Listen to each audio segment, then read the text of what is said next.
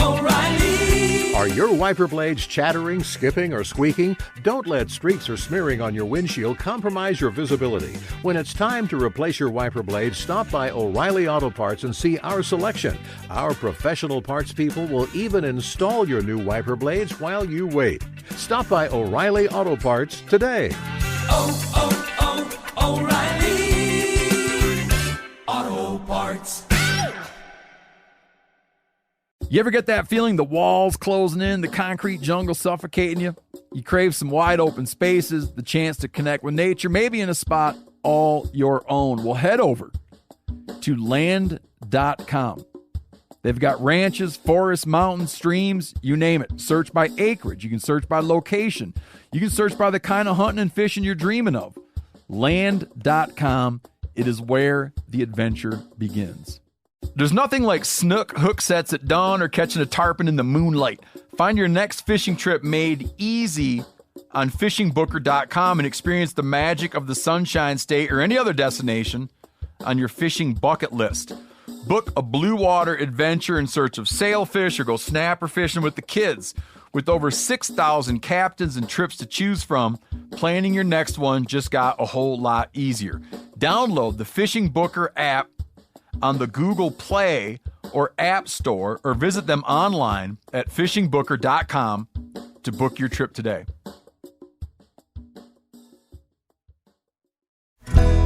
Hey everybody, and welcome to episode number 30 of the Hunting Collective.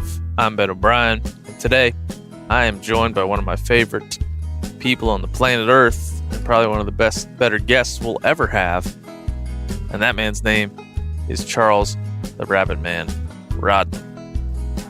And I first met Charles about 2 years ago on a rabbit hunt on Maryland's Eastern Shore, and since then I have been infatuated with his passion for rabbit hunting, just his personality, the man that he is, his life and times, and why he loves rabbit hunting so much. And hopefully this podcast will shed some light on all those questions. And it's enjoyable.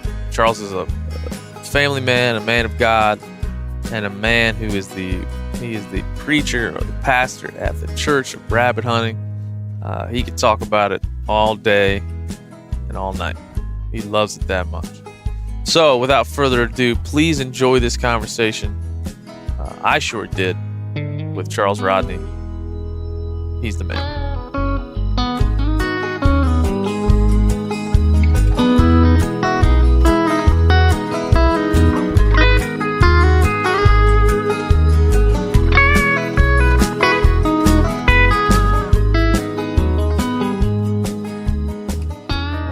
Recording. Charles, how are you, sir? I'm doing fine. Well, thanks for having me to your home. Well, you're quite welcome. My pleasure. Want to start by saying, when did we rabbit hunt? It was a year and a half ago? It was about 2 years ago, 2 seasons ago. 2 seasons ago. Mm-hmm. On the Eastern Shore of Maryland. And I wish we could have done it last year. We were just talking about having children and how that, and being busy and how that does it. But when we hunted together on the Eastern Shore, it struck me that was a hunt I would do every year. And I think you should. It was an awesome hunt. Yeah, it was a great hunt. And it also struck me that the first thing we should talk about is how delicious rabbit meat cottontails are. Rabbit meat is one of the best meat, and it's all natural.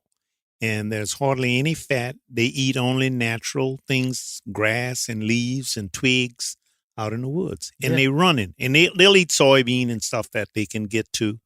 But they're running. So they're healthy. There are no fat on them.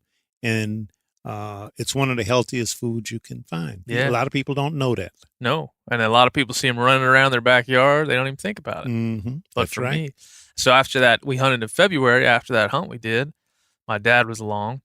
We went Super Bowl Sunday. We cooked up a bunch of rabbit legs. We soaked them in milk a little bit, fried them up, put a little Old Bay on them, served them at a Super Bowl party. Great. Everybody that was there eating them, like, these chicken legs are great. These are the best chicken legs I've ever had. So that's a rabbit. Most city people don't know. They were, where'd you get this chicken? Well, I got it on the Eastern Shore, and it's a damn rabbit. That's right. So that always struck me as not only is rabbit hunting fun, we were talking about it earlier here, not only is it fun, is it easy to do, but you end up with, a bunch of rabbits to go home, skin, and eat. That's right. Fun for a kid to do. And rabbits, not only are they good and good for you, but they're one of the easiest game to clean. Yeah. I can clean a bunch of rabbits by the time I clean 2 squirrels. You just cut a little slit and you pull them opposite end and all the fur come off. You slit behind the tail? Or I usually slit over the back or around the stomach and put my finger in and just pull outward. Pants in the shirt method? Yes, yeah. Right. And it comes off the back legs and over the head. Now, a lot of other guys do it a little bit different. And then I just take a knife and gut them. And you're done. I'm done. And if they're a little bloody, I soak them. I got a big one of them big wash tubs. Soak them for 8 to 10 hours overnight usually, and all that blood comes out. Yep. And then you clean it off, wrap it in freezer paper. A lot of guys use shrink wrap, and label them, and there you go. You're ready. Yeah, and so forth. Does your wife cook up a lot of rabbits around here? My wife actually is a city girl. I'm the country boy from Louisiana, and we've been married. Tomorrow, September the 22nd, will be 46 years. Can't get her to even go out and look at the dogs when I get a new one, but she gives me support. So I do all the rabbit cooking. I do all the rabbit cleaning. I have a special freezer just for wild game because a lot of the people I take rabbit hunting give me other games, elk, moose, deer, whatever they hunt, wild waterfowl, and we eat some of it. But there are loads of people that I supply rabbit. Every year I have 20, 25 names to give rabbits. In my cut of the take, in my group, we'll get over 200. And in my take, I usually get about 40, 45. Mm-hmm. So some guys come just to shoot and hunt, shoot the breeze. Some guys take 1 or 2. Some guys say, well, I don't want many. So whatever they don't take, I take because I have a market for giving them away. Yeah. I don't sell anything. I don't expect anything in return. All I expect is a thank you. And if I don't get that, or a big smile on your face, and that's thank you enough. So there are lots of older people who lived in the country of Maryland, Southern Maryland, and some city folks, North Carolina, South Carolina. They did it. Their family hunted, and they can't get them anymore. And they say, hey, at church, I got a lot of people say, you take rabbits to church? I say, sure. I say, all these older people. I say, well, what mass are you going to tomorrow? We're Catholic. And I bring them a rabbit. It's clean. It's wrapped. It's labeled. And they enjoy it. Yeah. And that's my treat to them. Yeah, that's awesome. Yeah. Now, and you get people, there's a lot of people, like you say, that can't go out and do that stuff. That's right. They don't have a place to go or time to go or they're not physically able. Unable to go. Yeah. You can share it with them. That's awesome. So you're from Louisiana. You found your way here to Maryland, and we'll get into that. But I want to just kind of go back to your upbringing and when you first started hunting, because I know we talked a little bit about swamp rabbits, which I thought was fun. A fun term. When did you first start hunting, and when did you first start rabbit hunting? What was the thing that got you excited about it? Well, growing up, we were sharecroppers in Louisiana. So we lived on somebody else's land, and my dad and my uncle next door farmed. And when we would go hunting, you just walk behind the house into the fields and you would hunt there. I started about 8 years old, mainly following my big older brother, who was 11 years older than me. He loved to hunt, and they would let me follow him. But the rule was I'd walk right behind him. I didn't have a shotgun. I had a BB gun, and most time nothing. I carried whatever he killed. And I learned that way, and as time I got older and teenager, there was a friend who had a couple of dogs, and we hunted in the cotton fields and on the ditches and in the woods, and we'd get cottontails in the field. And then if you wanted the big rabbits, you'd go in the woods, in the deep woods, and which was only probably a half a mile walk. Yep. And we would get one or two. But we never had, being poor, we never had quality dogs, okay? We had yard dogs that could hunt rabbits too. Yep. And do a lot of other things. These were multi-purpose dogs, so they would get some. And then I hunted throughout my teen years, and after college in Baton Rouge, I moved here in 72, got married, and started hunting a little bit here with my wife, two uncle, and we'd go down southern Maryland. We had a couple little small spots. We'd get one or two rabbits. Then when the kids started coming, I quit. And then as they got older and in college and in upper high school, I started back. So I told my wife, I said, I was relying on another fellow who wasn't too dependable and didn't have good dogs. I said, I like this so much, I'm going to start doing it. So I had an old truck that my family was our dad's, and when he passed, they gave it to me, and I brought it up from Louisiana, and we built a little common dog box. I got some dogs, made all of the mistakes, bought the wrong dogs. Let's say, what dogs you buy first? I bought a dog named Rowdy, and then I had one named Slim or something like that. Well, I didn't know much about dogs then, and the guy that sold them to me, he took me for a ride, because I just wanted two dogs. And he sold me one dog that was slower and a fast dog. Now I know what I know now. That's a bad mixture. You want all of your dogs the same speed. Yeah. You want them all medium, all slow, or all fast. You want them when they're running to be in a bunch together on the scent line. You don't want one to be here and 150 yards away. Yep. So I made all of the mistakes, bought the wrong dogs, and then I got some other dogs. Then I didn't know they ran deer, so I lost dogs. Dogs spent the night in the woods. So gradually, I started talking to some veteran hunters that I trusted, who raised dogs and bred dogs, and they gave me a lot of tips. And I started reading, and I started using better judgment of people that I bought dogs from, because I don't breed my own dogs. I buy them when they're started 1 to 2 years. So they gave me loads of advice, which I'm proud to have received this advice from them. Yep. They told me all of the do's and don'ts, and I learned from my errors, and I learned how to break dogs using, it was Tritronics at the time, the training collars. Some people call them the shock collars now, Garmin. And I used those faithfully, and I put them on live deer and break them. Now I don't have to, because the deers have invaded the neighborhood where we live, so I can break them right here in the yard. So you just got your dogs chasing deer in the yard? In the yard, yeah. The deers come in the yard to eat all the flowers and things of that sort. So recently, last year, I built an 8-foot fence around my vegetable garden so we can have vegetables. It looks like a prison camp. All I need is a little tower on there. But this is a multi-purpose dog use. Now you're training your dogs on deer and keeping them the hell out of your yard at the same time. Well, the deer, now that the dogs are in the pen, the dogs, only 1 out of 6 will look at the deer and bark. The other 5 go about their business, and the deer know that they can't get out. So they go about their business. They just trot along. But I learned from these people. So all of this valuable knowledge, now I know how to select dogs, and have known for many years. So in the last 15 to 20 years maybe, I have not had one dog run off. Deers will get up in front of them, will cross the track, will be laying in the brush. They'll see the deer. They pay it no mind, because that deer scent is much hotter than a rabbit scent. Sure. So they don't pay it any mind, and we keep hunting.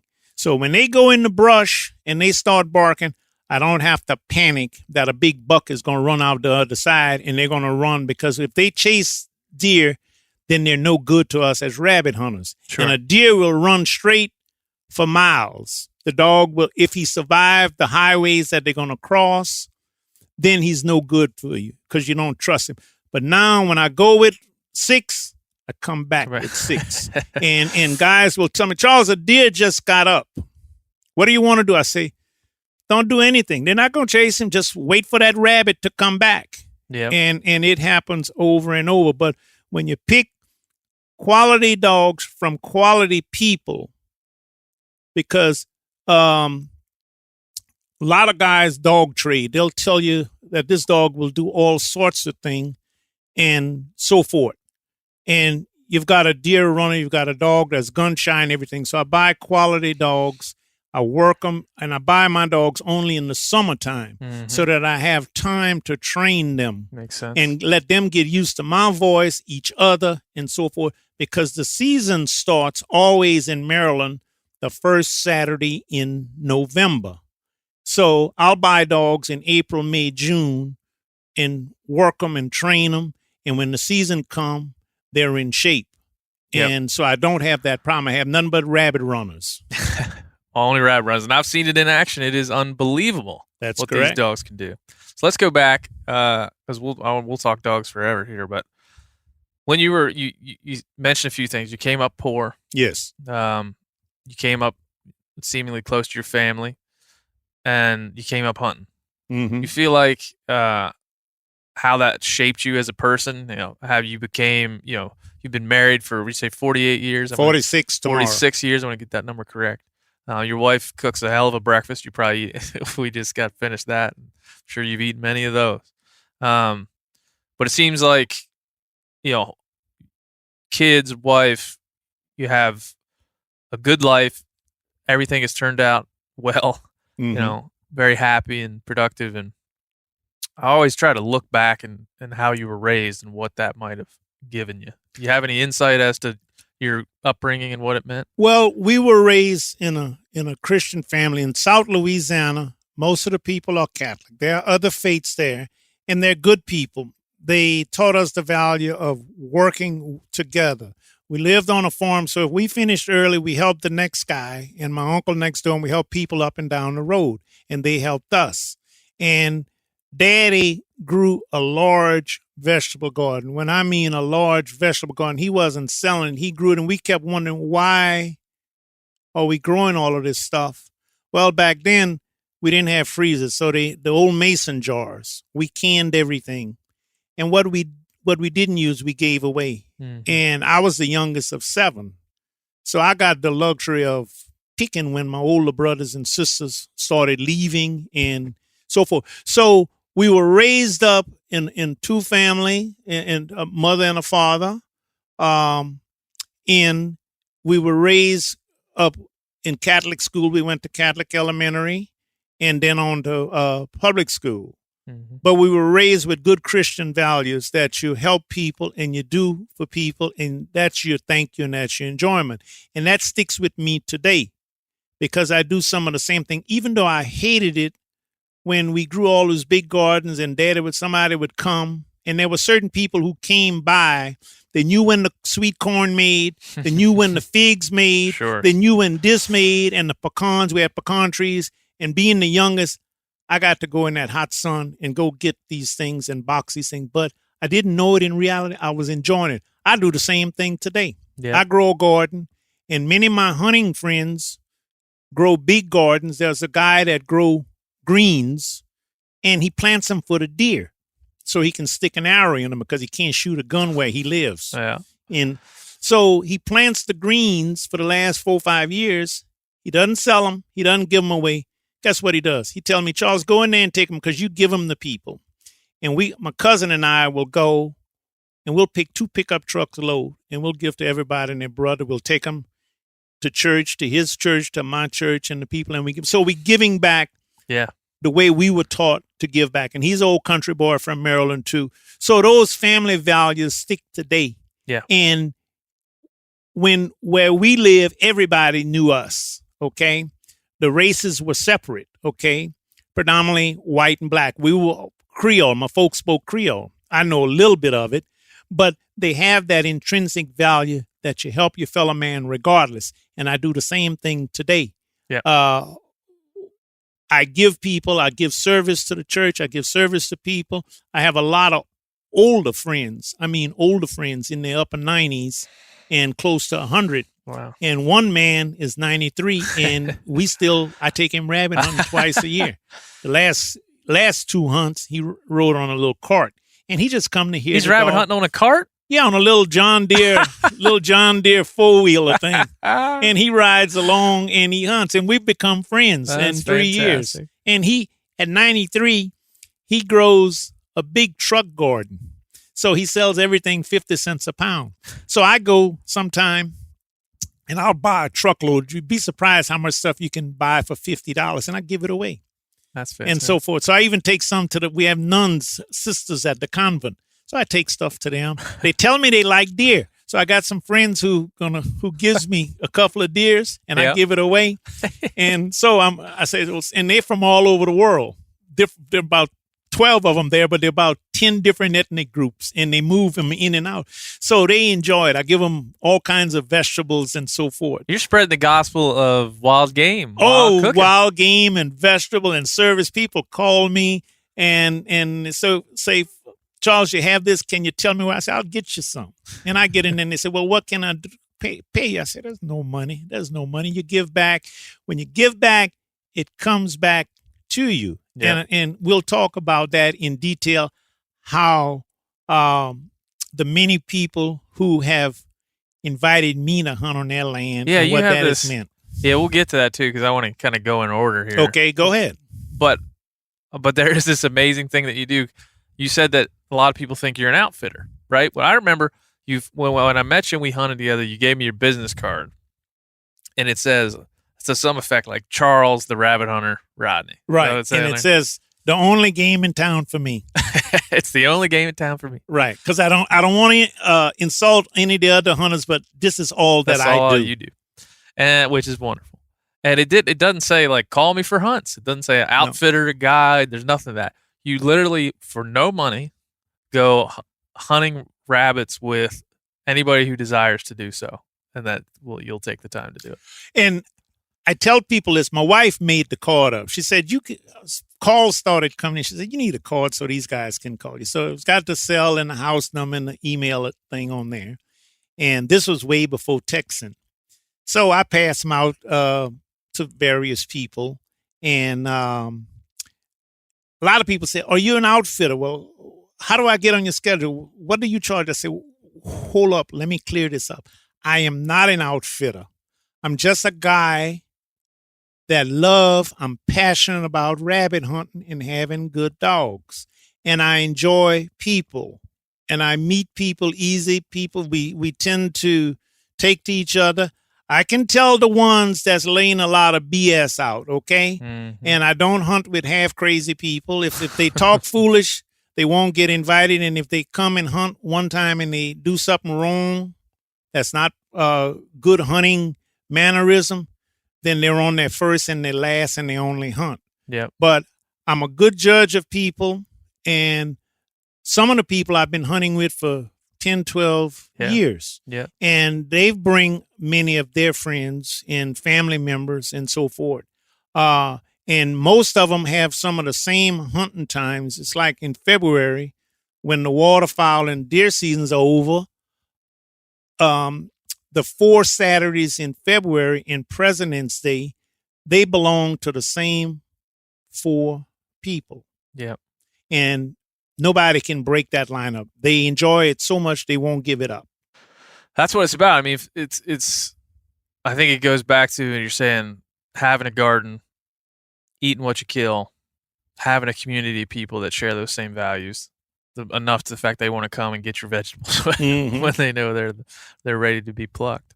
That's just a life of giving, right? A life of sharing, a life of.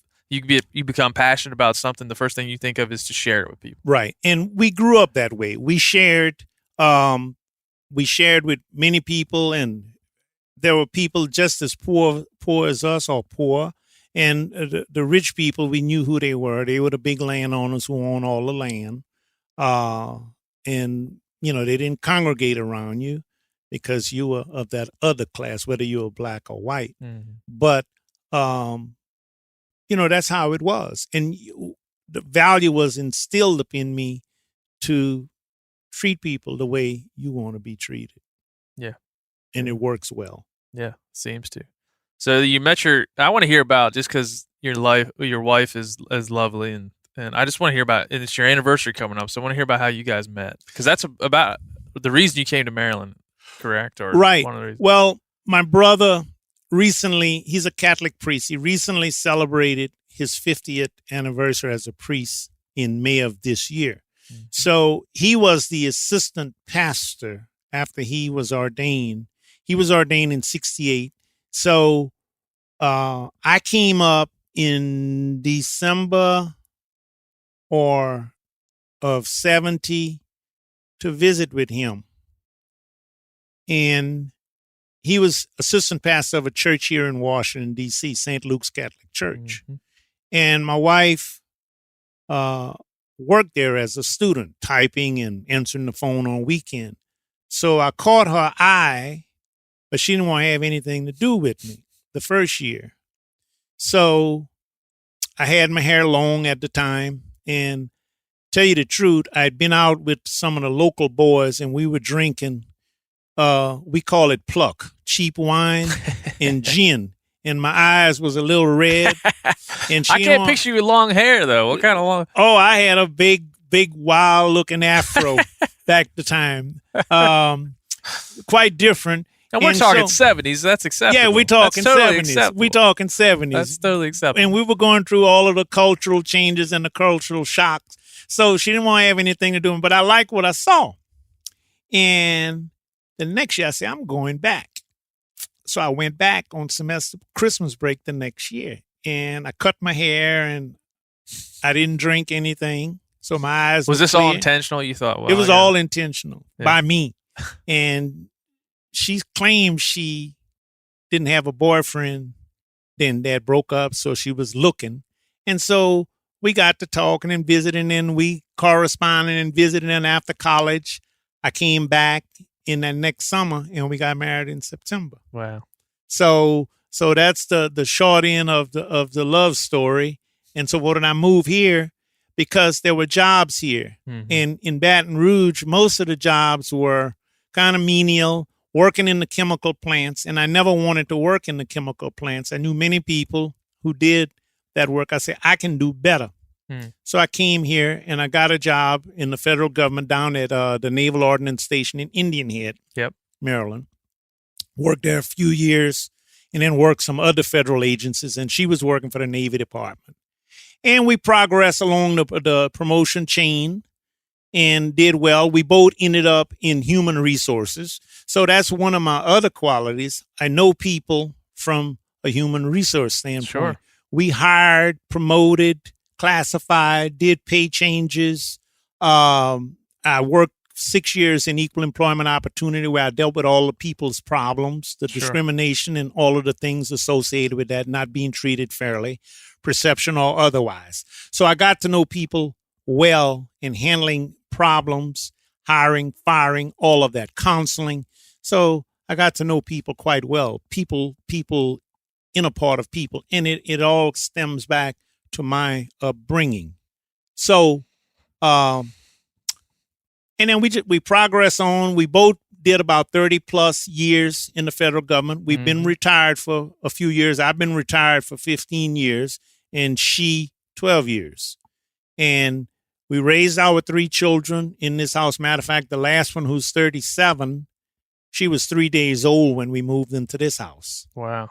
And they're all gone. So we're comfortable, and we give thanks to God all the time for all of our blessing. We have 3 beautiful kids. They each have 2 children, and they all went to Catholic elementary, Catholic high school, and college.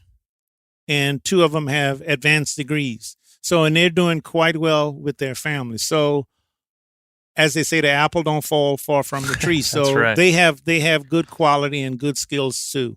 Good. So, wow. I mean, what strikes me in that whole thing is, you grew up in segregated Louisiana in the 60s and 70s. And then you move here, and you're working in human resources and discrimination. What was that like, going from, where you grew up? I mean, as you said, that's how you grew up. It's just how it was. At the time, you didn't think much of it. But then you get to a different part of the world and you start to deal with those problems in a more modern sense. Well, it's a survival thing. The culture dictated how you behave and how you act and where you associated. I remember not being able to go into many places because the signs were up. Yeah. And if the signs were not there are certain places you knew not to go into, and we were taught not to go into, and certain people we couldn't associate with because of how things were.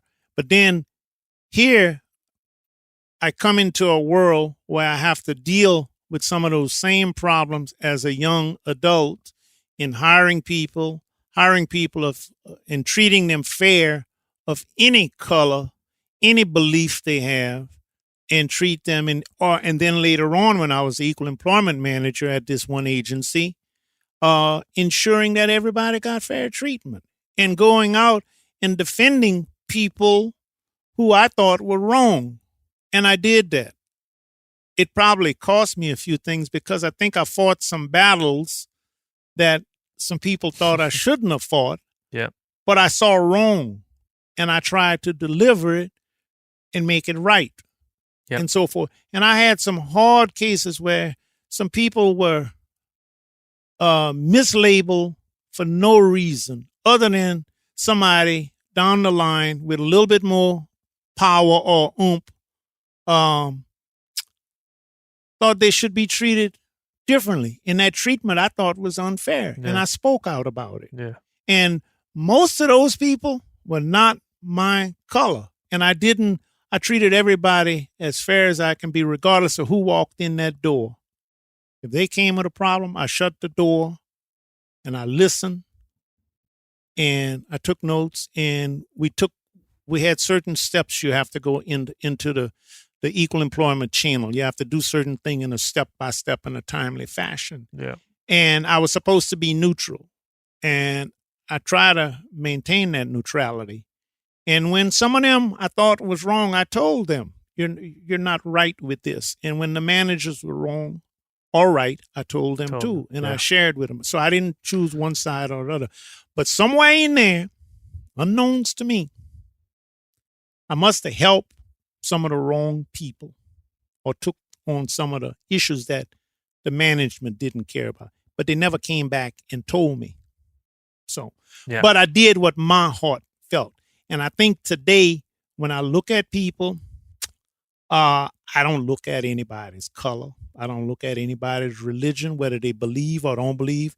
And we surely don't talk about politics. Yeah. When we go in the field, and a lot of the times when I take various groups hunting, I always try and take one of my buddies because sometimes we have some new guys that don't understand all of the features of rabbit hunting. So while I'm working the dog, my buddy will help keep them in line. And the main thing with the guys is two of them will get together and start talking. And the one thing I find that's a big nuisance now, they need to leave those cell phones in the truck. If you got to talk on the phone, then you need to stay at home. O'Reilly Auto Parts are in the business of keeping your car on the road. O'Reilly Auto Parts offer friendly, helpful service and the parts knowledge you need for all your maintenance and repairs. If you're confused about what part you need, like what wipers are going to be the best, what replacement headlights are going to be the best, go into O'Reilly and talk to the people that work there because they're great and they're super friendly and they'll get you squared away where you walk out knowing you got the right thing. They've got thousands of parts and accessories in stock, either in-store or online, so you never have to worry if you're in a jam. Do you need your windshield wipers replaced? You need a brake light fixed? You need some quick service? They'll help you find the right part or point you to the nearest local repair shop for help. The professional parts people at O'Reilly Auto Parts are your one-stop shop for all things auto do-it-yourself, and you can find what you need in-store or online. Stop by O'Reilly Auto Parts today or visit us at O'ReillyAuto.com/MeatEater. That's O'ReillyAuto.com/MeatEater.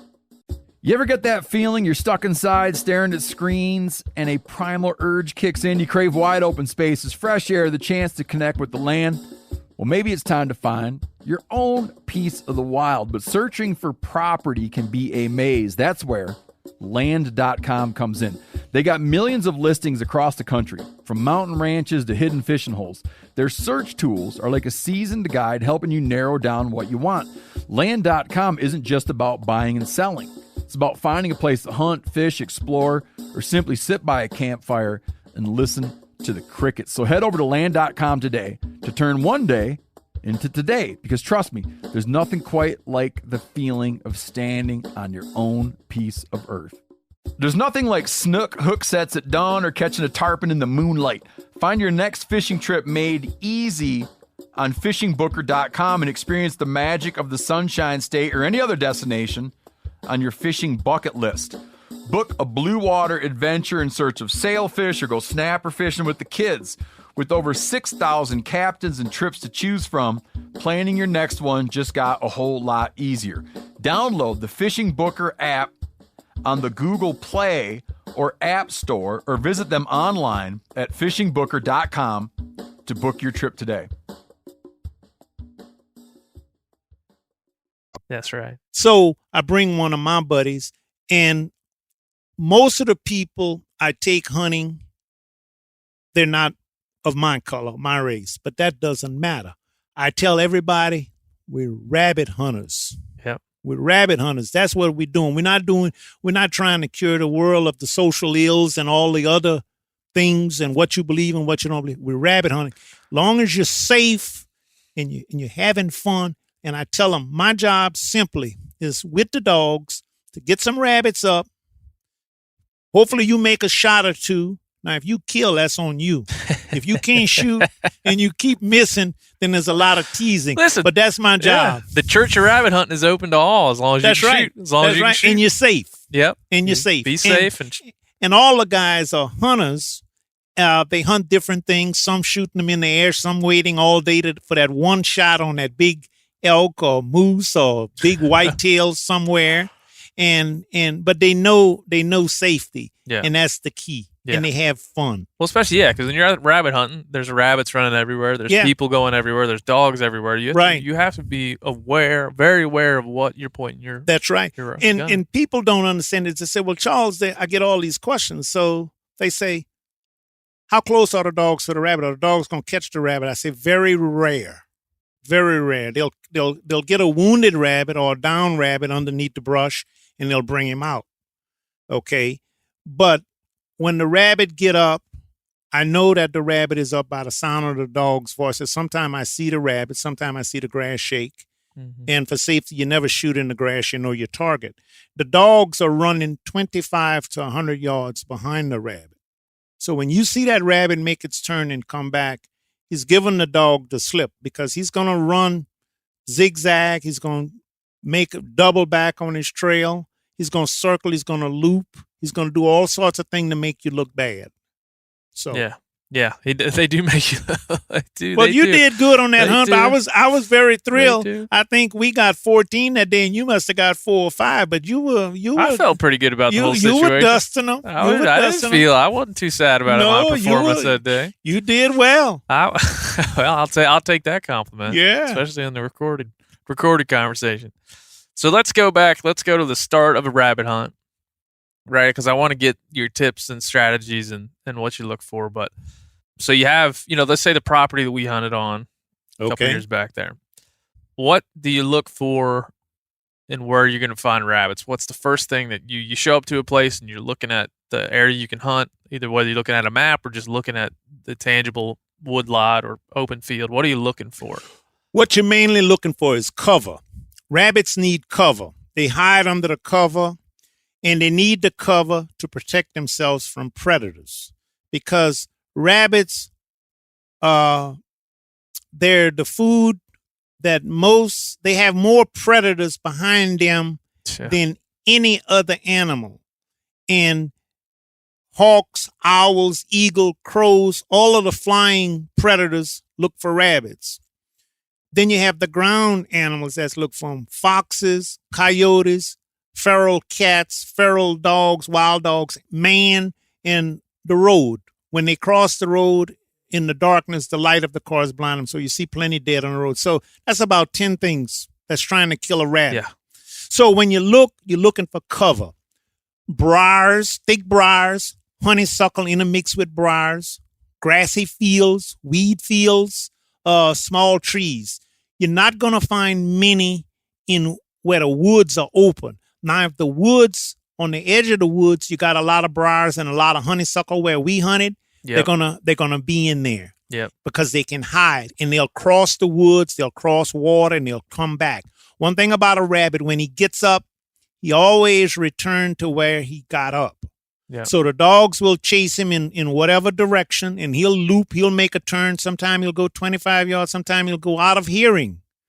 And long as they're pushing him and they're running him on scent, he's going to keep moving. He runs so far, and he stops and listens to those dogs, and he's listening up ahead. So if the hunters are up there BSing, talking, and making noise, moving their feet around on those dry leaves, those long ears are not just there for pretty, to show.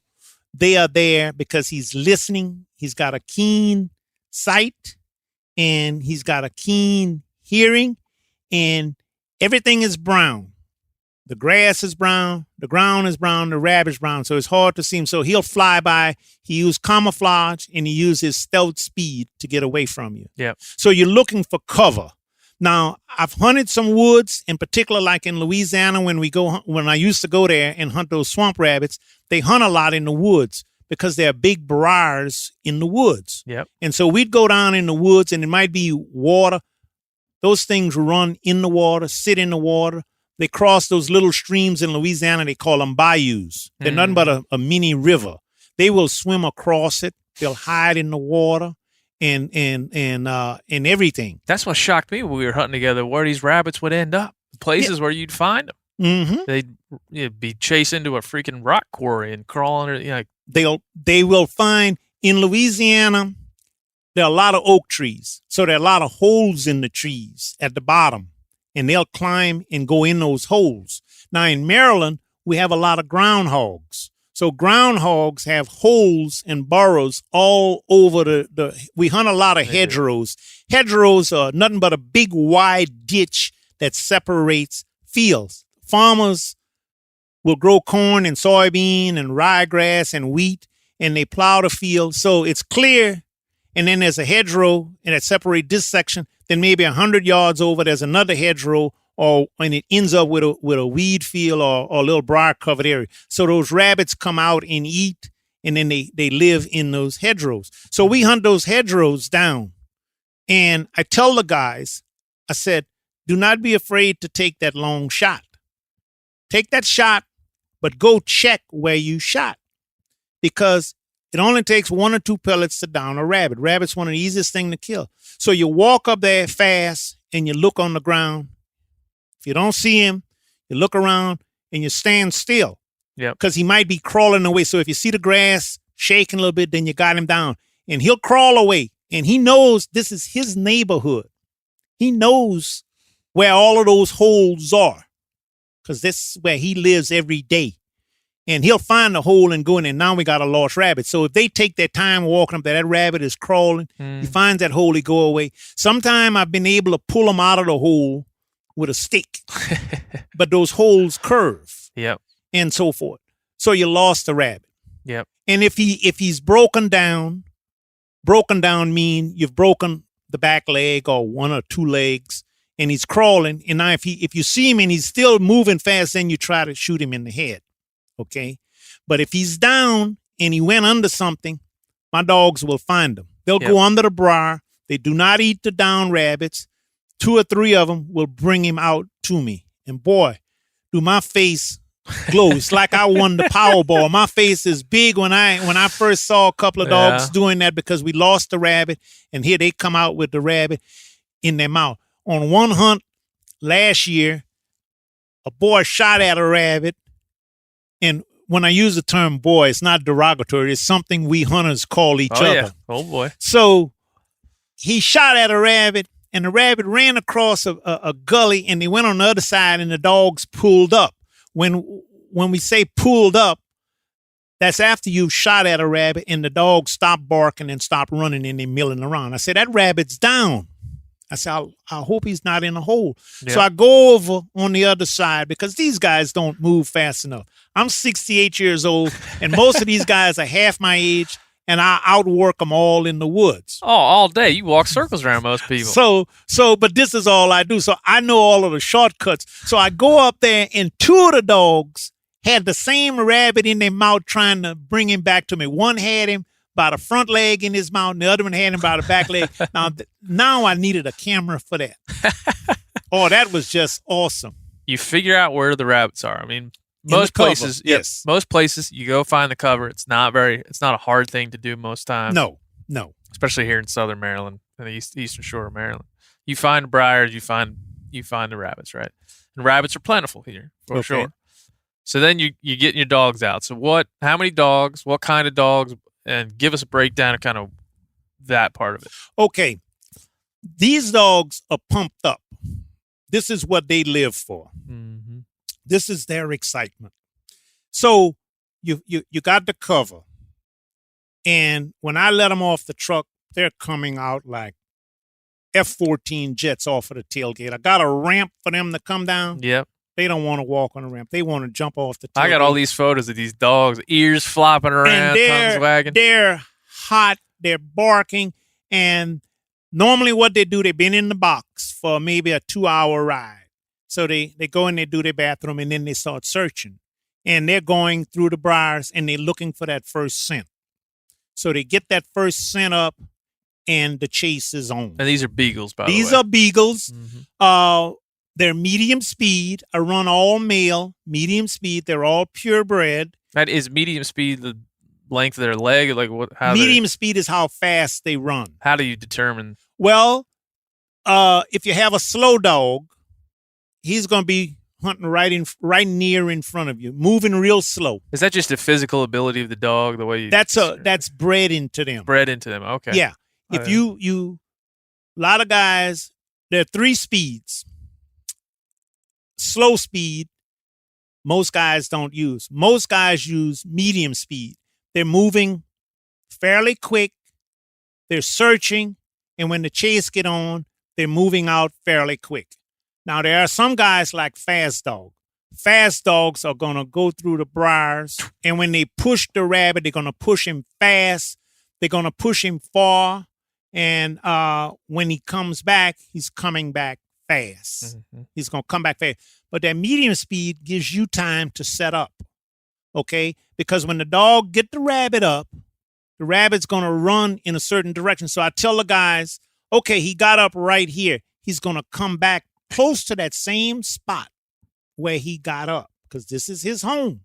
So if it's 4 of us hunting and we're hunting a stretch of cover, I'll put one guy on one side so he can watch the inside. Then he can watch if he run on the outside or try to cross over.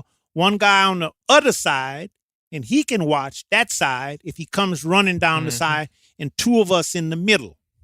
Yep. Okay? And you find yourself a clearing that you can shoot, a shooting lane. Yep. So when he comes back and you see him, he might come back hopping and listening. He might come back at full speed. And you say, Don, there you go. So the key is you yell to your buddy. He's coming to you so he can get prepared if you miss him. Yep. And then the 2 guys, and you can only shoot in front. You can't shoot sideways because you got people close to you. And we must wear orange according to Maryland. Yep. Blaze orange. At least one or more pieces of blaze orange. So I carry caps in the truck to give those guys who come with other color caps. Yep. And so you shoot in front of you. The 2 side guys can shoot on the side because there's nobody there. Now, if he runs between us and he runs behind us, you can turn and shoot that way, long as it's safe because there's nobody back there. Yeah. But you man your ground, and he's going to come back. He's going to sit long as you stand still. And he will come back, and sometime he'll pop up right near you. Yep. And he'll sit still, and you're looking to your left, and he's over to your right. He sees you well before and hears you well before you see him. So he sit there. So if nothing happens, he might stay sitting there. And he had no reason to move. Say the dog lose him. and he'll sit there. Then he'll take off. But most time, they come back and somebody get the shot. Yep. As long as they're attentive. But you don't look at where the dogs are barking. Yeah, you look way in front of the dogs because he's way in front of the dogs. It's a strange situation because as a hunter, you're trained, especially with upland game, right? Mm-hmm. Dog on point. You got a pointer. Right. He's pointing. You're looking where he is. Bird's going to flush somewhere close to there. Mm-hmm. In this case, like you said, the dogs are running in front of us. The rabbits are in front of them. There's a bunch of times where I'd just be walking along and I'd look over and be a rabbit standing there. Mm-hmm. You know? And he, like you say, he was standing there looking at me while I was walking around. Or I'd be standing there and there'd be a rabbit come shooting back towards me like a missile. Well, that happens too. Now, some of the places on Maryland Eastern Shore, there are a lot of farms where they have fur trappers. They trap the foxes. Mm-hmm. The foxes are the main thing that eat up a lot of rabbit because they hunt them night and day. So they trap the foxes for the hide. Yep.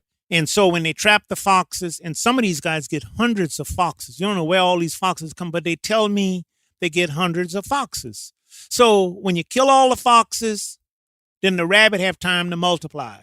In a lot of the places I'm privy to hunt on, I'm hunting on land that either fox trappers own it or they have permission to trap the foxes. Mm-hmm. So the rabbits multiply. And where we hunted, there is a trapper who comes in and trap the foxes. So they multiply. We've hunted there each year, maybe twice, except we didn't hunt there last year due to family matters and illness of our hosts. But we get double digits in there. Yeah.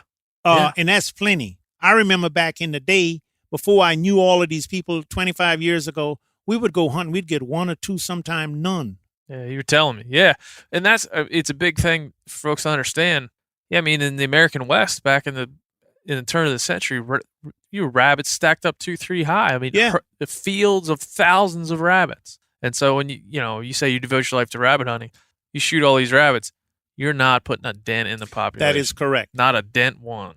Give you a couple of examples. You mentioned you were walking in the brush and you saw a rabbit over to your right and the dogs were running one. Many times where there are lots of rabbits, the dogs will run that one rabbit, but you'll see 2 or more side rabbits. Yeah. These are rabbits that are getting out of the bushes because the dogs have gone through there and they don't know where to go. They hear voices, they hear shooting over here, they hear dogs over here, but the dogs go through, so they hop out for safety. Unbeknownst to them, there's a hunter nearby, and I tell the guys it's okay to shoot that one. Shoot him, pick him up, put him on a tree branch, put him in your pouch, and the dogs are going to run that one. And rarely do they break and split. Occasionally, maybe twice a year, I might have the pack running 2 rabbits. Yep. But most time, they all going to stay on that same rabbit and side rabbits. And I tell the fellas, some guy will say, well, I saw a rabbit run over here, and I saw one run over there. I said, if you didn't shoot, because a lot of those guys are scared to shoot. They don't know what's the optimum distance to shoot. See, myself and a few other people, we have no scared shells. Okay? Because you can always buy more, I found. That's right. And they're going to make more. And we keep Remington Federal and all them people, Winchester in business. We going to shoot and we go check. So I tell them, if you don't shoot and the dogs are running one, we're going to kill that one. And then if you saw one, mark a spot where you saw him. I saw a rabbit run by that down tree. I saw a rabbit run over by the ditch or by the whatever over here. And we'll work our way around. Those dogs will come and they pick that scent up and we got another chase going and we get that one. Yeah. And just move and move quietly and be on your guard. Yeah, be attentive too. Yeah. Be attentive. Because as I told one fella, I told him the rabbit was coming on him and he gets all excited. So he had that over and under 20 gauge or 28 gauge ready. And the rabbit burst out of those bushes coming straight at him. And that is the hardest shot to shoot a rabbit when he's coming straight at you. Yep. Because he's running fast and you're aiming and 10 to 1, you're shooting over him. Yeah. So you got to drop down. So he shot. Boom. He missed him and rabbit ran by. Boom. He said, doggone Charles, I had to beat on him. I don't know how I missed him. I said, look, let me tell you something. A A rabbit will make the best shot, the best hunter look bad on your best day. Yep. So suck it up, get ready, and you can redeem yourself later. That's the gospel of the church rabbit hunt. You said that That's when you were like, the good rabbit will make you look bad on your best day, on son. your best day. 4 or 5 good shots a day, you should be happy. You should That's be right. Like, Thank that you. is right. Thanks that to the is rabbit right. gods for delivering those That's right. delicious rabbits. Now, you have a unique way of talking to your dogs in the field. I think probably most people are. I enjoyed listening to you work those dogs. And I think that's probably the most unique thing about hunting with you is just listening to you run them. So give me an example of how, if we were hunting right now and there was dogs, how do you talk to them? How do you command them? What do you do? Well, that's one of the traits that a lot of guys say. They come out to hear me. They don't care if they kill anything. They say it's like a stage performance, and I get teased a lot. And so forth. So when all of the dogs have names, the dogs I hunt with now, my 2 best dogs are Hank and Rattler. Yep. Rattler is 7, Hank is 6. They're the 2 best. They'll bring a rabbit out. They'll stay on the scent. When the mother dogs lose them, they will find them. Then I have Bozo and Blue. Blue is a blue tick. Yep. All of these dogs were named before I got them. Because I was going to ask you I wouldn't have name picked some of those names because I buy them when they're 1 to 2 years old. So the owners have named them and they raise them and they're all good dogs. Then I have Buckshot and Sam. They're like 26, 27 months old. Yep. So they're coming along good. So when I put them down and they take off to get them going and where I want them to go, I call them. And I said, come on over here. Come on over here. Come on over here. We're going to hunt over here. Get in the bushes. And they understand. Now, Blue likes to hunt a little wide. So, and when a rabbit is up, I say, come on, find him now. Find him. Get him up. Find him. And they respond. And when they lose one, I could be 50 to 60 yards away and I'll yell to them, find them. What that does, that give them encouragement and they're searching a little bit harder. Yep. And I yell to them and I yell, hey, come on, boy, get them. Find them. Don't make me look bad in front of these guys. They're going to laugh at me and tease me. And the guys are rolling. And next thing you know, the rabbits is coming and they tease. And so when I was shooting and kill a rabbit, and I try not to do too much shooting because my wife give me a hard time. She said, how many did y'all kill on one hunt? I said, well, we kill 8. How many you kill? I said, I killed 6. When are they going to start killing? I say, when they get their behinds in the game. When we hunted, you snuck a few in. Everyone, hey, sometimes there's a rabbit there. You got to shoot it. There's nothing you can do, Charles. Yeah. It's not your fault. And I'm not going to let them pass. I'll let them run because I want the dogs to run the rabbit. I don't want the dogs to run one rabbit for an hour and a half, which they do sometimes. And so I want the guys skilled. But if they are so out of it, then I kill. But I yell to them in encouragement, and then I'll yell dead rabbit. Yeah, give me the full dead rabbit because I'll say, bam! Somebody, you got him? I said, dead rabbit. Pick him up. And what you want to do when you shoot the rabbit, you want to stay where the rabbit is down. Now, if he's crawling, you don't shoot him again and pepper him up with lead. Yeah. Because you just put your foot on him. Rabbit's one of the easiest thing to kill. Hit him with a chop behind the neck with your hand. You can kill him or hit him on the gun barrel or hit him on the tree. You put your foot on him and leave him on the ground. So when the dogs come, they're going to follow the scent line to the down rabbit. This is their reward for running. When they sniff that down rabbit, a couple of mine don't even come. They just look at him and keep on going. They know they have scored a touchdown. So now it's time to go searching again so they can score another touchdown. And they know, because if you don't let them see that dead rabbit, and some of the boys tend to pick them up fast. I said, no, don't pick them up fast. Let them smell it. And sometime I'll walk over and hold the rabbit up and let them hold it up and shake it in front of their face, and they'll look at it, they'll smell it. They know it's down. Yep. But if you don't do that, they keep searching because they think that rabbit is still up until they run out of scent line. So they'll follow him up that scent line, and when they run, they are running close together. Yeah. When you know you got a good pack of dogs, they're running, and I tell people this, and I write articles for a couple of magazines. Better Beagling, a national magazine. Better Beagling, fine publication. And out of Indiana, find people, and I write for a local magazine called the Maryland Hunting Quarterly, maybe a couple times a year, but I write 5 or 6 every year for Better Beagling. The ones I write for Better Beagling, they're either about hunts. Yep. I take pictures of the guys, the rabbits, and put them in there and send everybody a copy, and they can brag to their friends. And I'll write stories sometime about a hunter. Let me ask you this question, because you wrote a story about our hunt. My dad and I came out hunting with you, and you wrote a story about our hunt. Now, I'm a writer. That's my profession, too. And I read this story that you wrote in Better Beagling magazine, and I thought, how the hell does Charles remember all this? You had the most intricate details of stuff that I would never remember. Do you take notes?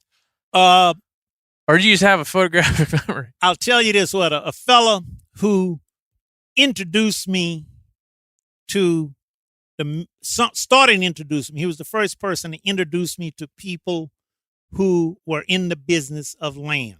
Mm-hmm. And long story, I'm long-winded, but I'll cut it short. Keep it going. It's perfect. This organization was called the Maryland Legislative Sportsmen's Foundation, made up of about 13 guys who promoted hunting and fishing issues, pros or cons. And we testified before the legislature, and we worked with the Department of Natural Resources. They asked me to do an auction. I do charity auctions for a lot of groups, for hunting and fishing groups. And he said, Charles, I got your name from some folks. You did a charity auction, and I don't charge for any of these things. Susan B. Coleman for a big cancer raising thing twice. And our auctioneer couldn't make it. Can you do an auction for us? I said, sure. Well, what do you charge? I said, well, let me ask you something. I said, aren't most of the members hunters and fishermen and waterfowlers? He said, yeah, what that's got to do with anything? I said, I don't want any money. I want permission to hunt on the land that you guys own or lease. He said, that's it? I said, that's it. I said, plus you can come rabbit hunt with me.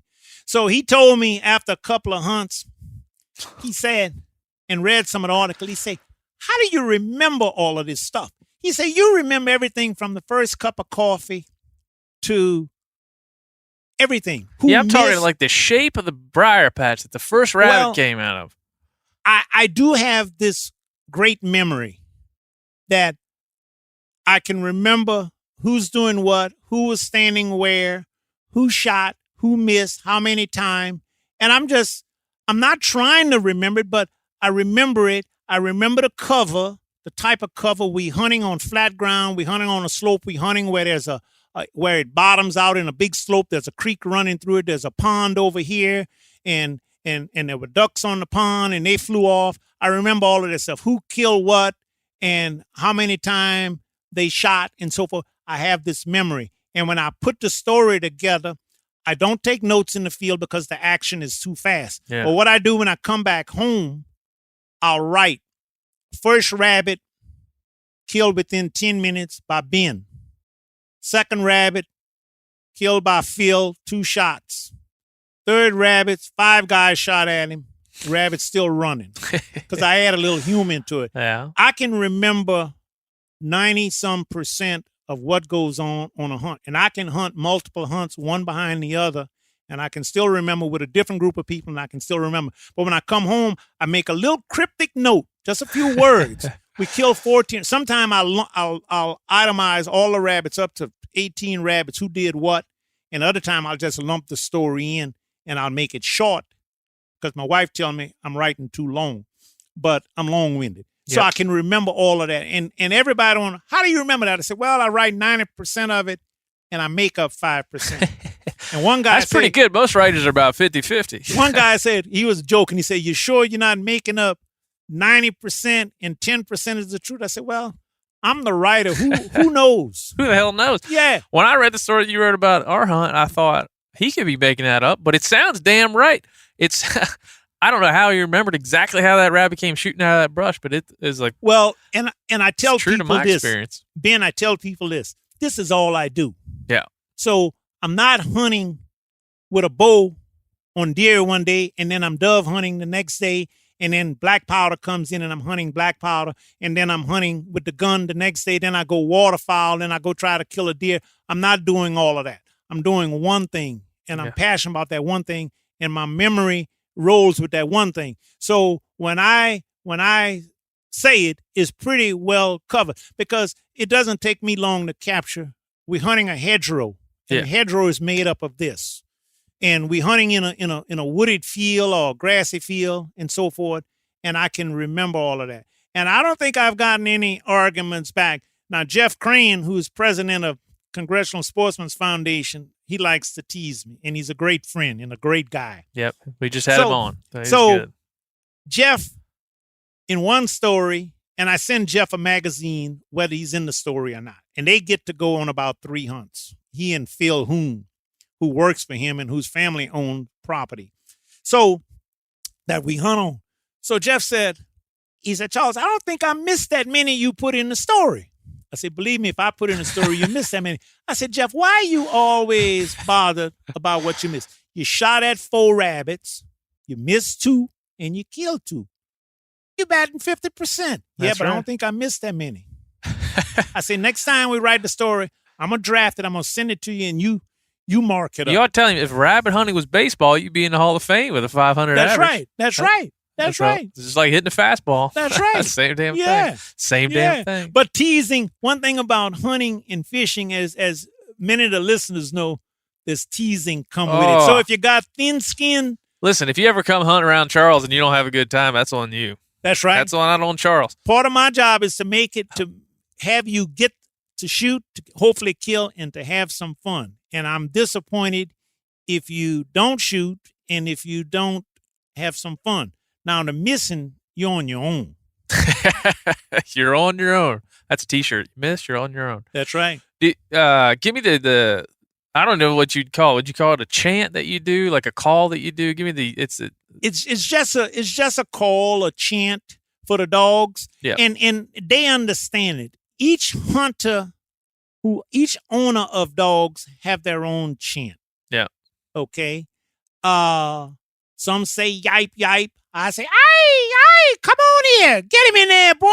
Find him now. Find him. And they look a little, they reach back and they pull a little something out. It's like the old fighter. You think he's knocked down and he pulls something up out of his sleeve and he finds an extra punch somewhere and he wins the fight. Yeah. They pull a little something up. I've seen dogs tired and they get up that last rabbit and it's a marathon run and you yell and it's encouragement. You're coaching them. You're telling them what to do. It's just like any coach encouraging their team to play defense, to block that shot, to watch that corner, to do whatever it is, whatever game they're doing. Yep. And it's the same thing. I'm the coach, so I encourage them. I call the commands, and they listen to them and they respond to it. Yeah, and you do like what's it like? Yeah. And when we see a rabbit running and the dogs are someplace else, they'll find that scent. But maybe they're 25, 30 yards away and somebody say, I just saw a rabbit run over here.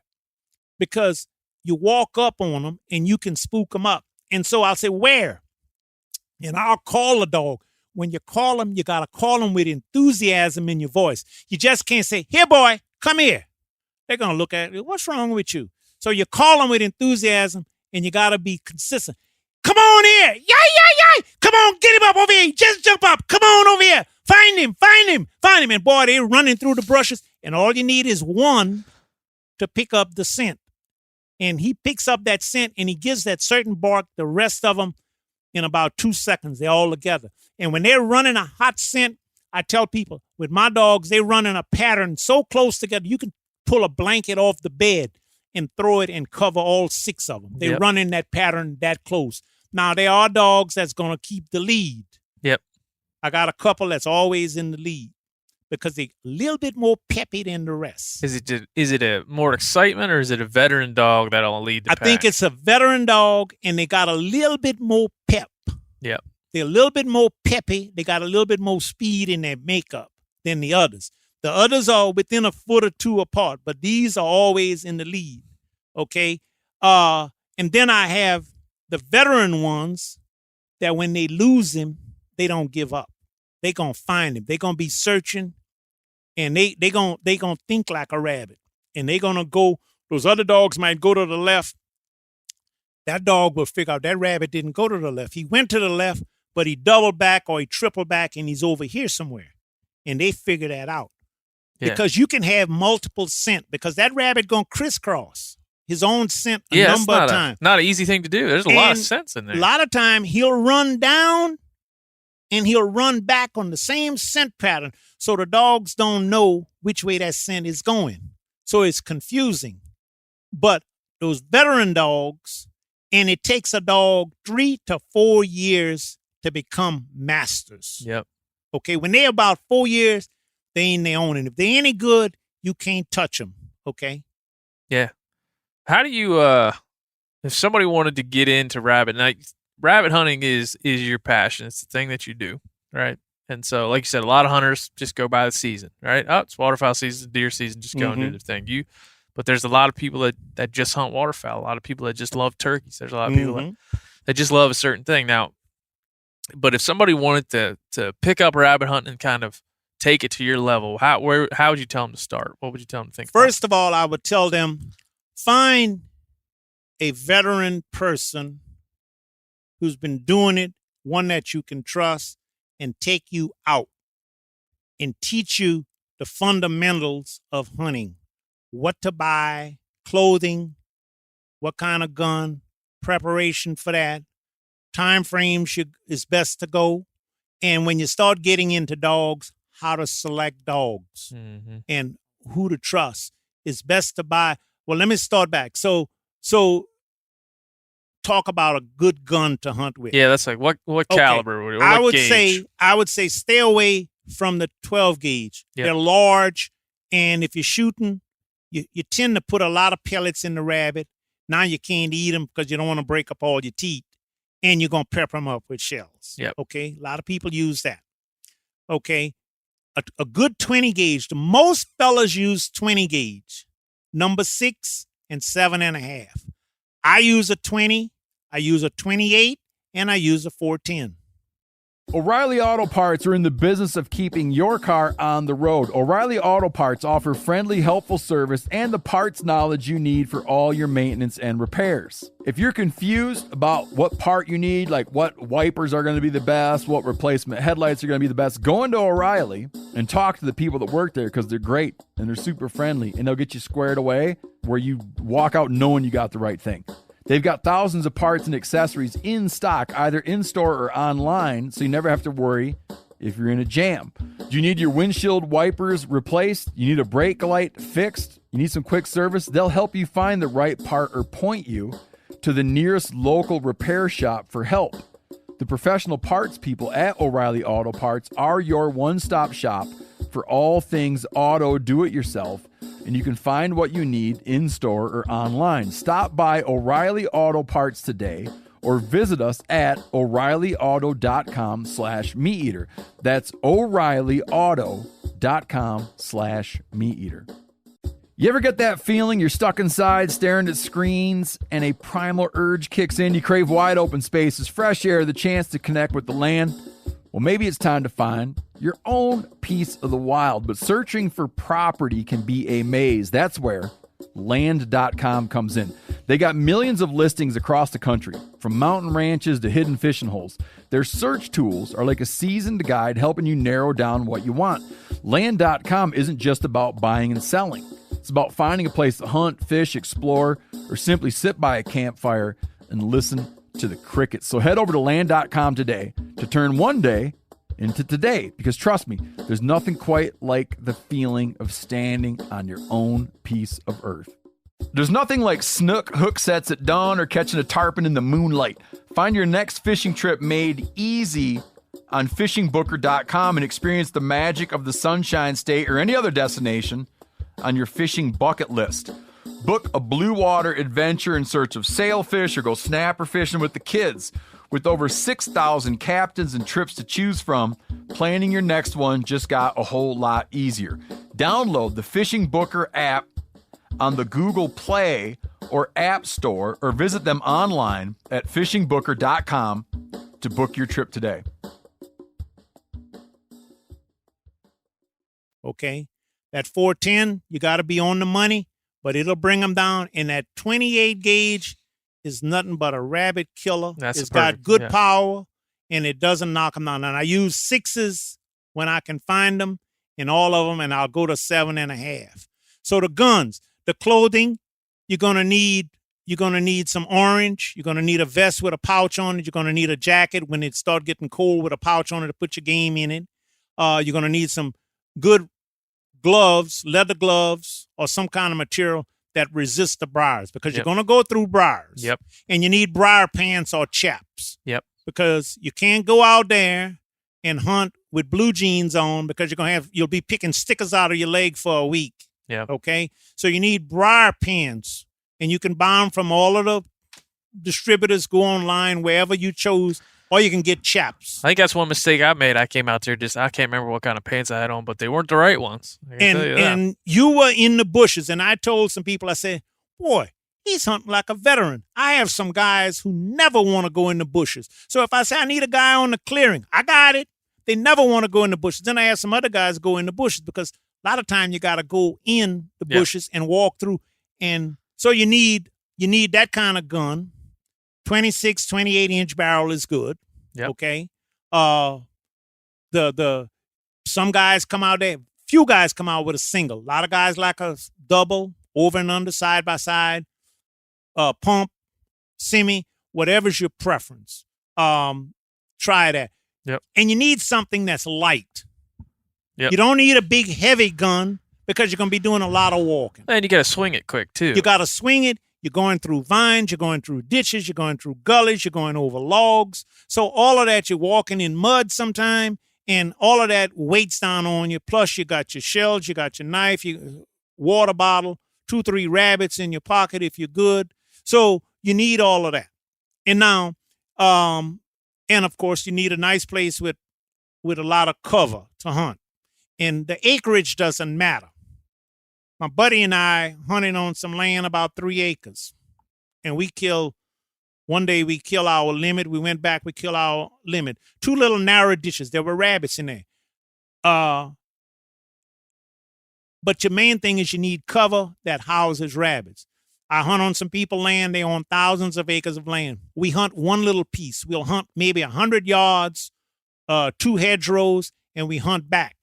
We'll get more coming back the second time, because the first time the dogs are running 1 or 2 rabbits, we kill them. And when we come back through the second time, those rabbits that didn't move, they're spooked up and they're ready to run. We hunted on a ditch in the middle of a field. Yeah. This is a spot loaded with rabbits. I trained there. We killed 3, 1 at the beginning. We killed 2 at the other end, about 125 yards long. And it's about 25 yards wide. We hunted back. I want to say, let's walk to the truck in the field and walk to the truck and go down. I said, no. Let's walk back through slow. We got plenty of rabbits in there. We killed 7 going back. Now, if we had walked in the field and just went to the truck, we would have missed 7. Yep. And we hunted there, a bunch of us last year. And we went across 30. There was a bunch of us. Rabbits was running everywhere. And he said there's probably another 30 in there. And so I went train, because I trained my dogs right after the season in the cooler months, March, April, May. Then it get hot. Yes, it's not so hot for them. Yeah. And then June, July, August, September. I just started running them again, not training, running, because they're already trained. But they're athletes. So you need to exercise them so they can get their stamina. They can lose some of that summer weight. So I went 2 days ago. And I jumped 2. I ran them for 15 minutes. That's enough. I'm going tomorrow and run them again. A lot of guys don't run their dogs. And when they come out there the first day, they expect miracles out of these dogs that's been laying around all summer. Man, and these dogs look like they don't want to hunt. They never heard of rabbit hunting. My dogs, when I let them off the truck, they ready to roll. Yep. So you need to work that. But I went train on this ditch a couple of times, and I took a older friend of mine. He's about 89 now. And I said, I just want you to walk on the other side. And so we walk with a stick. We're doing the same thing when we're running, except we don't have a gun. We have a stick. in about an hour and a half, we counted at least 20 rabbits. He said, Charles, even at my age, I could have killed my limit. I'll tell you this now. You keep saying you got a lot of older fellers that you hunt with. If just doesn't mean like you can get, like you said, you can be made to look a fool by these rabbits. Yeah. Like you can go one day and shoot 10 rabbits, or what? Shoot your limit. What's the limit? Four per person. So you can shoot 4 rabbits one day and be like, I am a rabbit hunter. Yeah. I'm gonna pick this up. Yeah. And the next time you go, you should go for 10 or something like that. Yeah. Yeah. And that happens. Look, that has happened to me, and that happened to a lot of guys. They go out there one day. One day I hunted with some guys years ago. I shot 16 times. Rabbit came at me straight. I put 3 on him with a pump. Missed him. He went down, ran right by me, went down. I loaded up. He came back, the same pattern. I put 3 more. That's 6 shots. I killed 1 rabbit that day with 16 shots. We hunted toward the end of the season on some property nearby. This was in Salisbury, Maryland. Yep.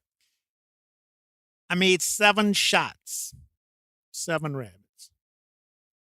Beautiful. It's like fishing. You go one day, you think there's no fishing in the bay. You go the next day, the boat's tipping over with fish. Yep. It's the same thing. Yep. So you just have to be patient. It's called hunting. It's called hunting and not killing. That's right. That's right. So my dad always said to me, and at some level, that's what keeps you coming back. That's right. It keeps you coming back. But the key is to have good property. And I tell a friend of mine who hunts a lot with me, and I tell my wife, we're religious people. I give thanks to God all the time for all the people I've met, including you and all of your comrades and a bunch of other comrades from a lot of organizations that I've been introduced to, and just a lot of regular, everyday people that I'm blessed to know so many people who allow me to come and hunt on their land when they're finished what they're doing. And when February rolls around, the text, the email, the phone is ringing. My wife tells me, you're one person. And I try not to go back to back 2 days in a row because I need a rest and the dog need a rest. Yeah. And I tell them, the Saturdays and President's Day been gone for the last 10 years. So you got to go weekdays. And some of these people got all of these reasons why they can't go hunting. I say, look, and if you want to go, you tell me if I invite you. But if you can't go, tell me too. Because when I pull the sheets up on me at night, I want to know who's going in the morning. I don't want you to call me in the morning and say I can't make it or this and that and the other. Now, there are emergencies. But if you can't go, I got 5 guys standing in line behind, and all I got to do is call one of them because I want to know who's going, who I'm picking up, who's meeting me here to go hunting. Yeah.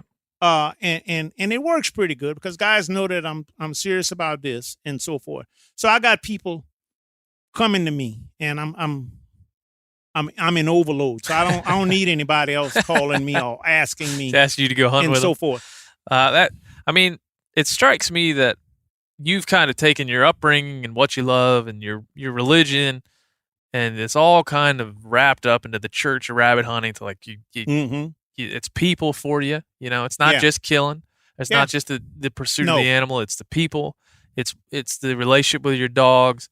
It's the relationship to the land and time spent outside. Like it seems to me like all that is wrapped up in the passion. It's not, you're not measuring. Of course, rabbits are different because you don't measure the ear on a rabbit, say how big it is. It's, were you with good people? Did you have some laughs?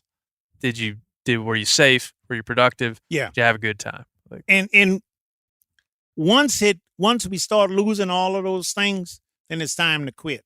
Yeah. And I don't think we will, because I deal only with quality people. Okay. And we have some fun. And if there are any person who are any anti-people that we run into, we eat everything that we kill.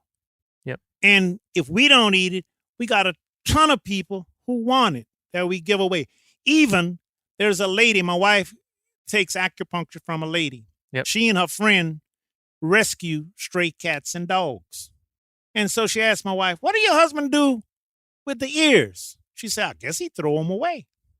So she said, ask him if he can save them for me, because they've been buying ears from China. So they rescue these cats and dogs, and they make treats for the cats and dogs. So the last 4 or 5 years, I've been giving her ears. I give her 400-500 ears. Wow. So the guys laugh at me when they're on the tailgate and I'm cutting all of these ears off. You probably did so too. And I'm cutting all these ears off. So what I do, I take them, whatever I have on a hunt, I put them in a couple of bags in the freezer. And at the end of the season, when my wife go for her treatment in March, she take them to her. And she just loved it. I even wrote a story about her, got her in the magazine.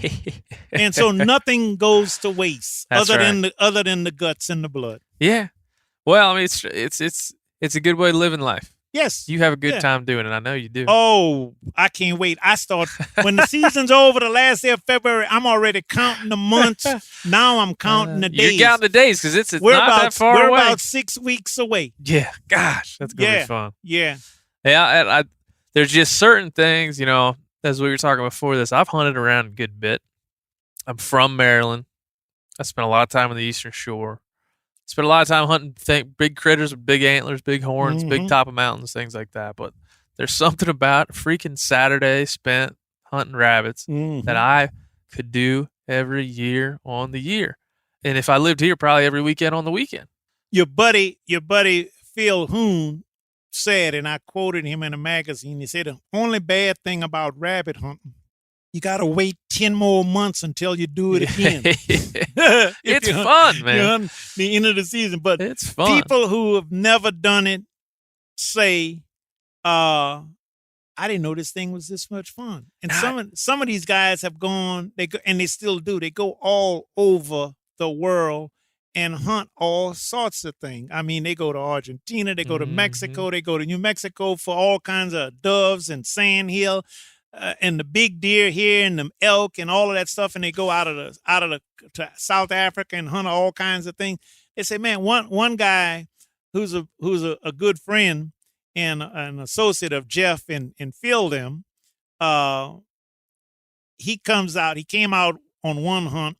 He had a cigar in his mouth, and of course I tell the story to a lot of people, and the cigar have gotten longer. Cigar was probably whatever the average length of a cigar, 6, 7, 8 inches. That's right. I say, man, when Greg was hunting, he had a cigar. That cigar was about 14 inches long in his mouth. He never lit it. But when the hunt was over, he had about an inch left in his mouth. Now, I said, Greg, I don't know if you ate it or what you did with that cigar, but you got enough. He said, Charles, this hunt was so fast and the action so heavy. I don't know what I did. I probably swallowed the cigar, but the cigar. So I tell him, I keep telling that story. He said, keep telling that story and making the cigar longer. I said, by the time I finish, that cigar going to be 3 feet long, 20 inches long. He said, he thought that was great fun. You can take a cigar out and hit a rabbit with it. Yeah. That level. No, it is fun. And we have this kind of deal in the hunting industry, that I run around in, where like we do celebrate the bigger critters and the bigger antlers and the more adventure, like going to the top of the mountain and going far, far, far away. We tend to celebrate that a good bit, which is fine because it's awesome. Don't get me wrong, but yeah, boy, I'll tell you, if you start going weekend rabbit hunting, you'll never have more fun than that. That's I right. don't believe. Because what happens in a rabbit hunt, and I taught my brother-in-law, who's a city boy, how to rabbit hunt. He said, I want to try. He's like 13 years younger than us. He went with me, and he carried a stick first couple of times. He didn't carry a gun. So I loaned him a single-shot 410. He said, that's all I need. And he bought a couple of common pieces of clothes to see if he liked it. Well, he liked it. The next year, he said, I'm in. He bought him the whole outfit, a new shotgun, etc. And he told his sister, my wife, he said, rabbit hunting is like playing basketball. You got 2 seconds left. The score is tied, and you got the ball. And your adrenaline is pumping. And you make that final shot, and you win the game by 2 points or 1 point. You might be one under. He said, that's what it's like. And I've been doing this since I was 8, so for 60 years.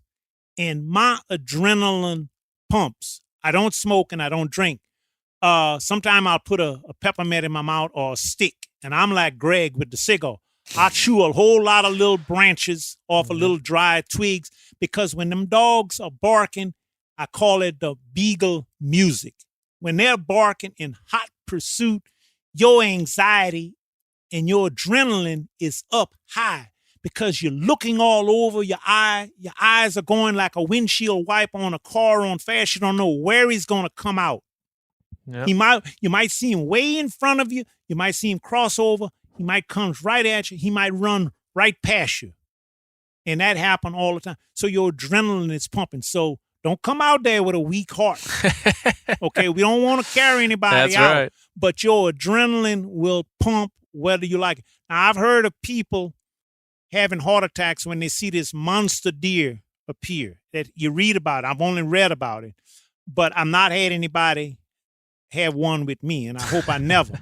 But even at 60 years doing this, my adrenaline still pump in anticipation because it is just so exciting. Yeah. Well, I think you may have talked a few people into going rabbit hunting in this last Well, I hope so. hour or so. Wherever, and I wrote this in one of my articles, wherever you are, it can be upstate New York and anywhere in between, North, South Carolina, anywhere down south. If you got the right cover, the right people hunting with you, and they got some dogs in there, and they have some good dogs, and you can find out who have good dogs. And most of these guys, if you offer them up some land or something, they want to go because land is getting away from us, places to hunt. That's right. So if you approach some of these guys and let them into your world, when you finish doing whatever you're doing, you can have some good fun and you can find some rabbit because they're everywhere. Yeah, and if you've never hunted before, there's a lot of people that listen to this podcast and people I interact with and are a part of our world that got excited about hunting but have still never done it, right? Mm-hmm. That want to eat something they've killed but have still never found a way. They may live in a place, like you said, where there's no access. They may think they can't afford the equipment. There's a lot of things that might stop them from going and do it. But rabbit hunting in particular has all, like, you can get a 410 for almost nothing. Mm-hmm. You can get a pair of brush pants for almost nothing, or just borrow a pair from somebody like yourself, and find some land. Most people aren't going to say no. We want all our rabbits. Don't shoot any of those. And it's accessible. It's easy to do. It doesn't cost much money at all, if any. Really, just get a tag. And it's when you shoot 4 rabbits, come to the Eastern Shore, shoot 4 rabbits, and cook them up. It's more meat than you can. I mean, my dad and I both shot. We had we left with 8 probably, and we fed I don't know how many people on that. My dad might still be eating those rabbits. Well, we killed 14 that day. Yeah, and my buddy Max and I didn't take any because many time on the hunt we get plenty, and if the hunters that we're taking want them all, we give them all to them, and we help you guys clean them. But there are many hunts I go on where the hunter said, "Well, I don't want any." One guy said, "My wife told me, whatever you're hunting, don't tell me and don't bring anything back." So we got his portion. And some guys say, "Man, I just came to hunt and shoot. I don't want any. And I don't eat them, but I like to hunt." So whatever they don't want, I take and I give to all of the people on my list. Yeah. So, if you get that opportunity, and I tell people this, if you get that opportunity to go and you got a good, responsible, safe person and with some good dogs and going to teach you and guide you, then you're going to have some fun. Damn right. There are some people that you go with, they want to do all of the shooting because they know where to stand and how to move and when not to move and where the rabbit's going to come. I know that. Yep. Okay? Because I can tell how my dogs are moving, how far they are, and if they're coming back and so forth. And I tell the guys, spread out and move and get in a clearing. And if he's going down, he's coming back. And watch. And look around you because there are others sitting around. And when you see a clump of grass or a bush, they can sit in a little clump of grass the size of a small pumpkin. And you can walk by them because everything's brown. And they won't move and you walk right past them. But what I do, I kick those little clumps. And when they get up, we don't shoot the rabbit when we kick them up like that. Particularly the first rabbit, because you want the dogs to run the first rabbit. That's right. To get their adrenaline going and their excitement going. Once you get their excitement going on that first and second rabbit, they looking for more rabbits. This is what they live for. So you kick them clumps and you stand back and you watch them. Yeah. And then the dogs will get them up. The dog's going to bring them back. Well, everybody out there that's listening, join the congregation, Church of Rabbit Hunting. I like that term. Well, there's one fella. He's a father-in-law. Well, almost father-in-law. I don't know why that boy hadn't married his daughter yet. He's been dating the young lady. And I said, you need to marry her. Well, she want a big ring. I said, what the heck? Buy that big ring. She want a big stone to show her girlfriends. I said, buy that stone. So his father-in-law to-be, he had so much fun. This man had never hunted rabbits before. He didn't even have a gun. And he didn't even have a jacket. And so he come out there the first time with a borrowed gun from his son-in-law in a kind of like a coverall suit that the workers use when it's cold outside. I saw the guy giving him shells. I said, well, every time he shot 3 times, whether he hit or not. He shot 3 times. He shot at 3 rabbits, 3 shots apiece, miss all of them. So he wanted to do it. So I said, you need a smaller gun. So I brought a 20 gauge semi and loaned it to him on another hunt.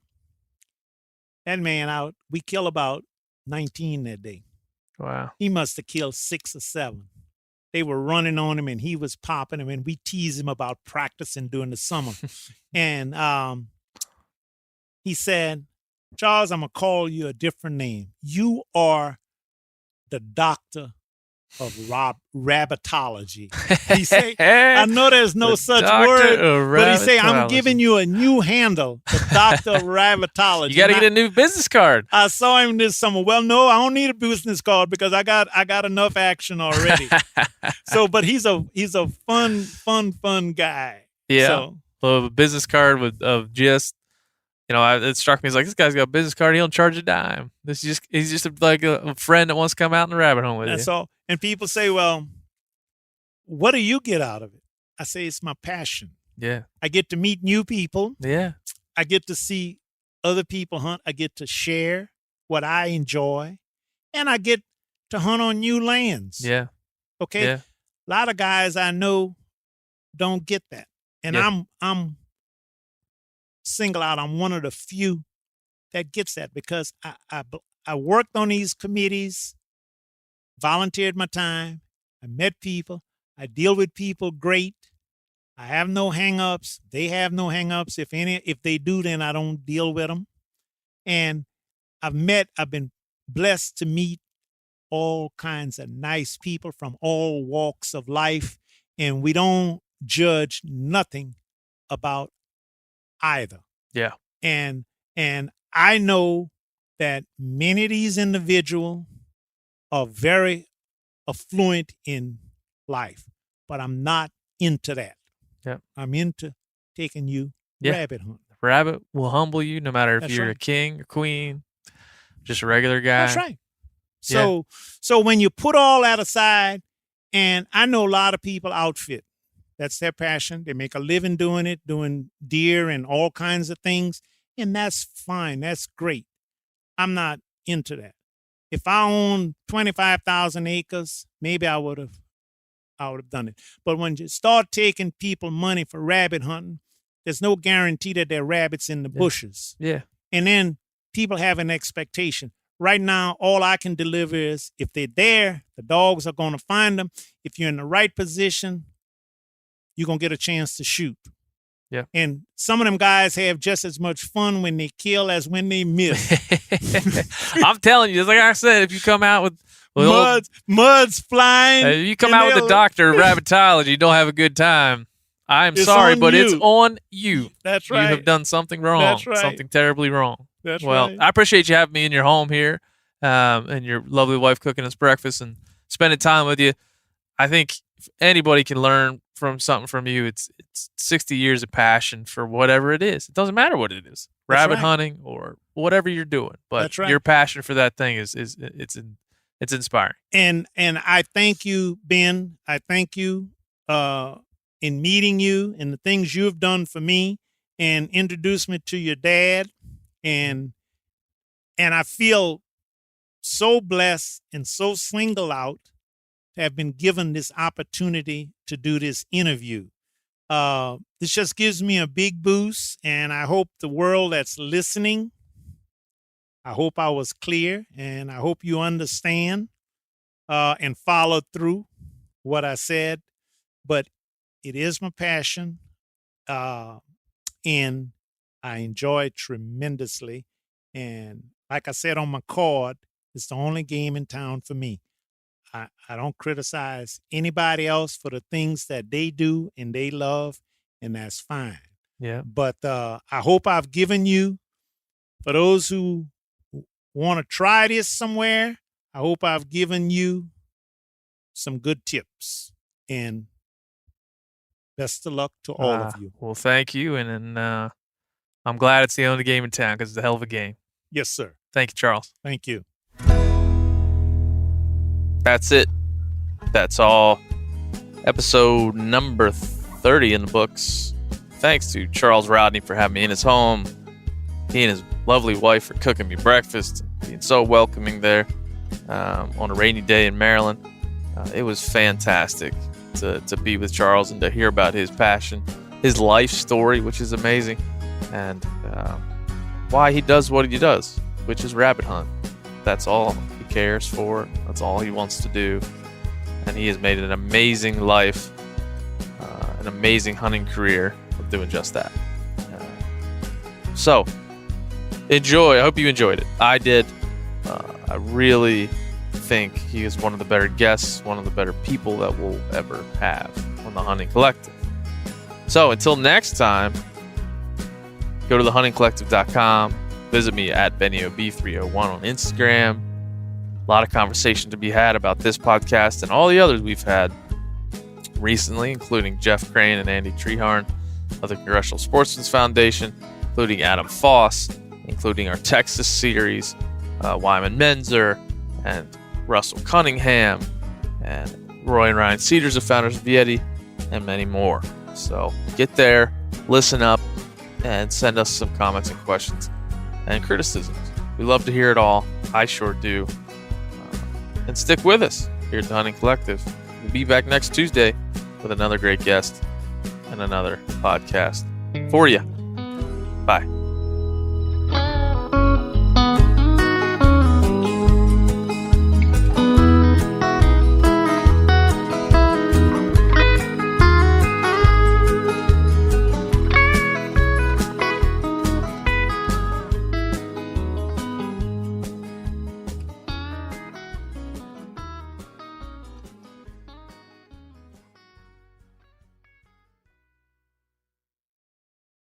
You ever get that feeling the walls closing in, the concrete jungle suffocating you?